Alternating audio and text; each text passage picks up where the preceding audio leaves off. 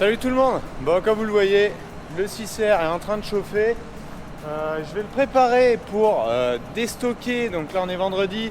Lundi je vais finir de vider. Ça me reste 2 tours à faire de blé dans les cellules. Donc, je vais finir ça lundi. Mais avant, il a émis la dernière fois que je livrais qu'il avait sa vidange moteur à faire. Donc je vais m'occuper de faire la vidange moteur là. Changer les filtres à gasoil aussi. Et ensuite, lundi soir, quand il aura roulé sur la route, je lui ferai les réducteurs avant et le pont avant.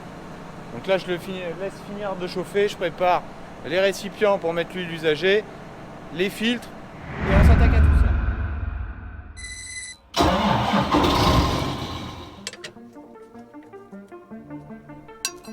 ça. Chance, c'est la bonne.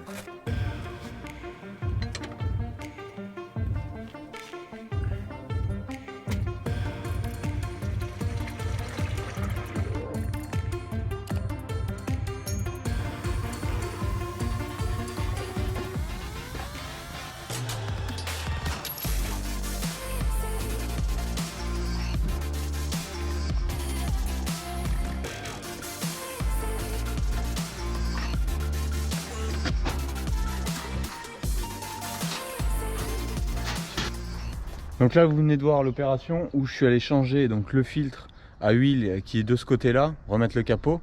Pendant ce temps là il finit de s'égoutter. Je vais nettoyer le bouchon, remettre le bouchon, remettre l'huile, il faut que j'aille vérifier la quantité. 22 litres en gros hein. Mais je vais aller vérifier la quantité exacte qu'il faut mettre. Donc je remets plutôt 21. Je fais tourner, je refais le niveau.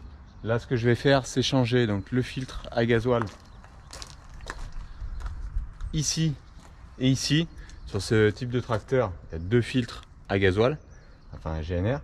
Donc je vais faire tout ça.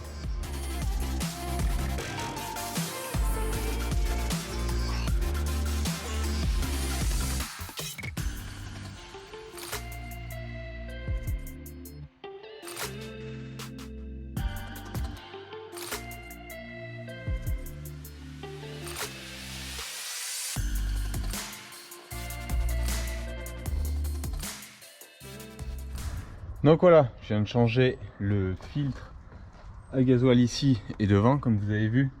Alors c'est pas super accessible, faut pencher le filtre et comme il a du gasoil dedans, ça en met un peu partout. Bon, de toute façon, il faudra qu'il aille au gros lavage, mais ça va pas être pour tout de suite parce que donc là, je vais finir de remettre l'huile, tout le soufflet propre au compresseur.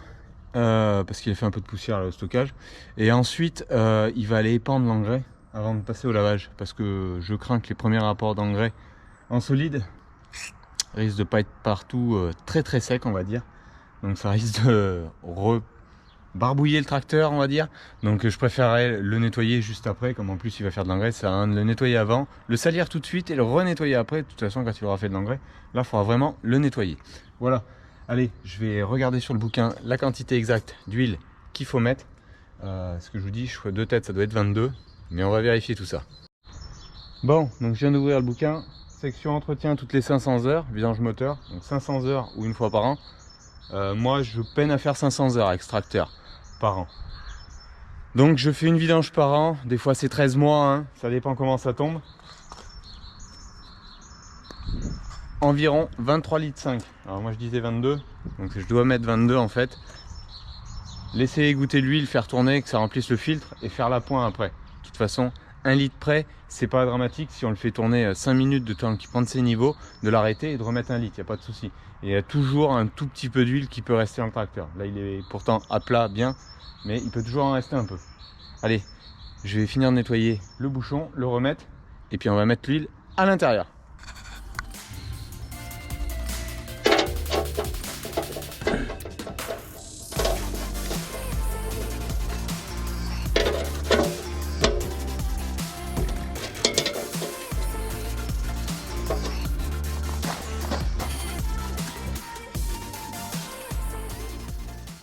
Alors je suis sur la fin du fût, donc j'utilise de la 1540 plus 52 de l'huile d'origine John Deere. Alors je pourrais mettre d'autres huiles, moi je préfère mettre l'huile John Deere d'un point de vue des garanties. Filtre, huile, à chaque fois je travaille avec tout ce qui est de la marque. Ça coûte pas vraiment plus cher quand on peut bénéficier des achats morte saison avec des volumes sur des fûts de 200 litres comme ça. Et j'en passe plus d'un par an, donc enfin autour d'un par an pour tout mon parc matériel. Donc je préfère le faire comme ça. Voilà, allez, je remplis tout ça, on va mettre ça dans le tracteur.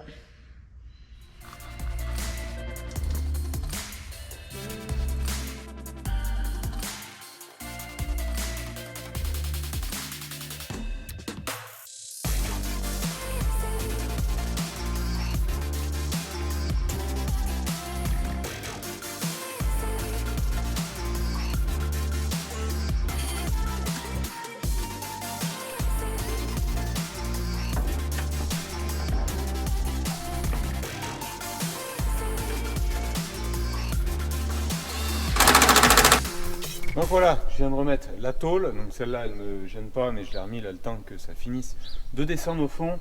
Le niveau, je vais le contrôler, je vais mettre le contact de façon à aller garnir ici le filtre à gasoil, celui-là et l'autre, mais celui-là on le voit par transparence. Donc je vais vous mettre justement la caméra, vous allez voir le remplissage.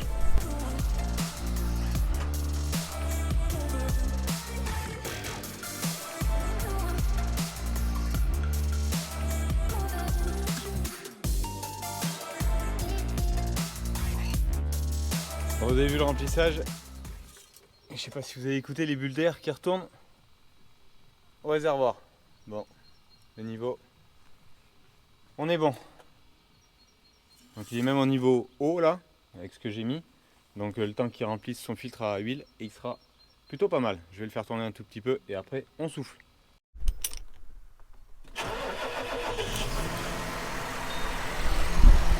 L'avantage de cette pompe électrique qui vient remplir tous les filtres, c'est que le ramassage est super facile. On n'a pas besoin de purger, ça purge tout seul et il démarre au quart de tour. Allez, je vais juste le laisser tourner là 30 secondes, 1 minute, l'éteindre. On va souffler et je vais contrôler les niveaux.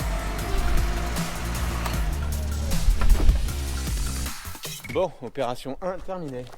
6 R, vidange, niveau de liquide de refroidissement, niveau d'huile moteur refait, chez les deux filtres à gasoil et le filtre à huile, ça c'est parfait. Petit coup de soufflette avec lui, franchement j'aurais dû y faire avant parce que ça va vraiment bien. On gagne du temps et avec la buse rotative c'est super, on nettoie vraiment bien les radiateurs sans avoir une grosse pression d'air, mais avec le gros volume d'air ça chasse tout ce qui est à l'intérieur, donc c'est vraiment propre. Donc ça c'est tout prêt pour aller finir de livrer lundi. 2 tours, je vais essayer de faire ça dans la journée normalement, temps de chargement et tout. Donc ça sera libéré, ensuite je pourrai dételer. J'ai libéré de la place ici dans la partie atelier maintenant que le pulvé est terminé, que j'ai fait 2-3 autres bricoles, mais vous verrez ça plus tard. Là je vais avoir de la place pour aller récupérer aussi mon chariot de coupe à temps perdu. Je vais m'occuper de lui parce qu'il a eu souci, mais ça vous le verrez dans la vidéo où je vais réparer ce souci là. Allez, maintenant, je ne sais pas si je vais tout vous filmer parce que j'en ai pour 5 minutes. Et puis pas bien facile de faire en même temps. Je vais aller recharger toute ma remorque de ferraille. Alors la planteuse, oui je sais, elle peut être vendable, sauf que le problème, il n'y a plus d'attelage. Elle a été modifiée, elle n'a pas tourné depuis 30 ans, les pinces sont toutes grippées et tout.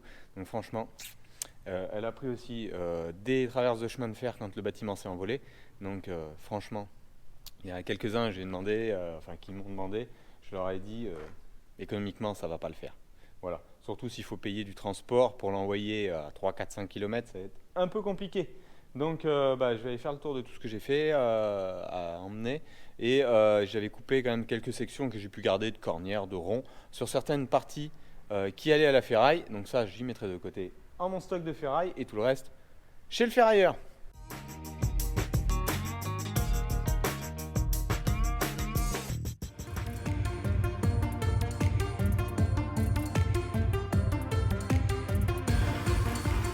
Bon, l'activité ce matin, j'ai fini de passer la soufflette propre à un chiffon avec du diluant pour bien dégraisser, donc tout ce que j'avais à peindre, donc les 2 charrettes que j'avais refaites, plus le support pour les cuves d'AdBlue.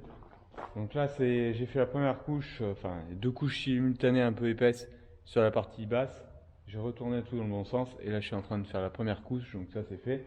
Je vais attendre que ça sèche un peu, mettre la deuxième, laisser sécher la journée et ça sera fini. Il ne restera plus qu'à couper un bout d'aggloméré pour mettre sur celle-là. L'autre elle reste en ferraille pure.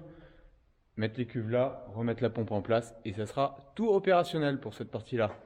Donc lui, il est bon. On verra à suite la semaine prochaine. Allez, je continue tout ça.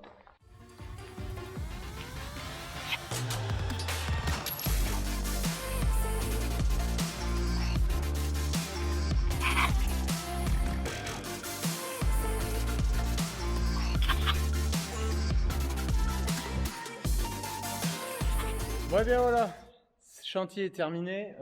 Ces petites bricoles, j'ai réussi à prendre un créneau. Aujourd'hui, ça fait un petit peu meilleur pour faire de la peinture.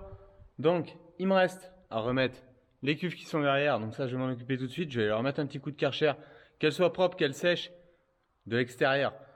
Les poser en place, remettre la pompe qui est juste derrière. Donc ça, c'est tout fait.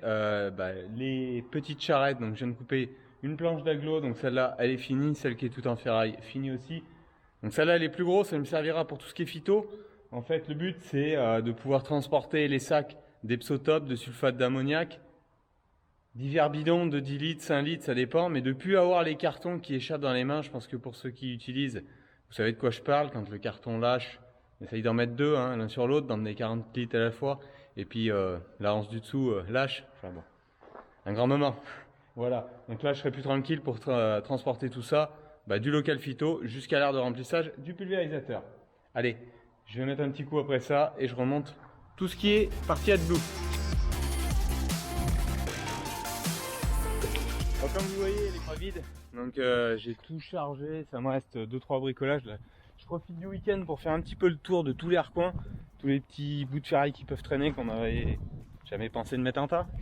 Donc direction dans la semaine le ferrailleur pour porter tout ça. Donc ça a bien avancé. J'aurais bien rangé tout ce qui est partie ferraille, dégager tout ce que j'ai plus besoin, tout ce que je vais garder, je finirai de ranger propre.